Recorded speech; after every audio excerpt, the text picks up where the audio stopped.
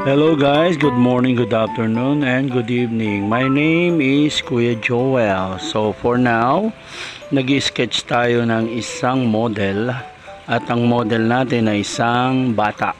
So I think this child, ang age na siguro nasa 10 or 12 years old, no, is a foreigner.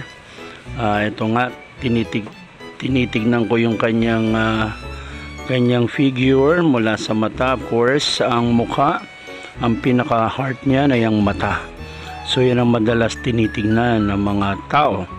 So sa mga gustong mag-aral nito, number 1 yung tutukan ng mata. Ayan, like yung ginagawa ko. Then sunod yung kilay.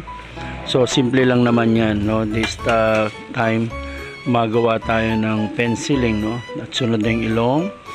Yan, ina-highlights na natin ng konti. At syempre yung bibig.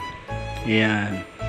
So yun lang, yung mga ganyan-ganyan lang. Araw-araw kayo mag-drawing, ma-achieve nyo yan. So marami nagsasabi, madali lang kasi kayang-kaya mo. No, nag-umpisa rin ako sa stickman. Kaya kung gusto nyo ma-involve dito sa art, lahat yan pinapractice. Parang prayer yan. No, minsan nababagot tayo sa prayer.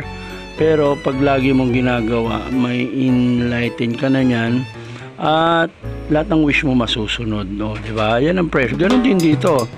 Pagka tuloy-tuloy ka sa pagdo-drawing, may enlighten ka, mabe-bless ka, may matutuwa sa ginawa mo. At the same time, ikaw rin matutuwa ka rin sa ginagawa mo. At lalabas yung magandang resulta.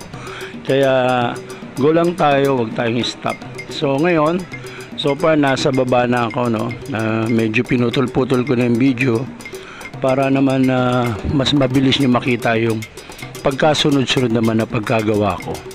So dun sa mga gusto matuto, andito lang ako sa marketplace, ha? Pwede nyo akong dalawin. 4th floor dito sa marketplace, Calentong, Mandaluyong.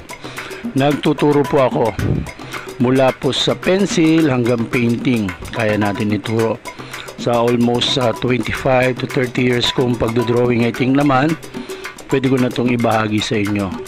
So ngayon nakikita nyo, nasa baba na ako, nasa paa na ako. Mapapansin nyo sa mga matagal na rin nagdodrawing ang estilo ko. So hinahard ko muna yung mga dark part. Of course yan, lalo na charcoal to. So supported by brush. Ano lang, dahan-dahan lang, tonal, kumbaga do, re, mi, fa, sol, kaya nga tinawag na tonal kasi itutune mo muna sa mababa hanggang sa pinakamataas. So yan po, natapos na yun. Ngayon yung background naman, ginamitan ko lang nito. Ito po yung tinatawag na tortillon or yung shading stamp. So okay na po, ayan na po lahat. Salamat sa Diyos at natapos din. Ayan na po, see you. Hope may natutunan tayo. God bless, bye bye.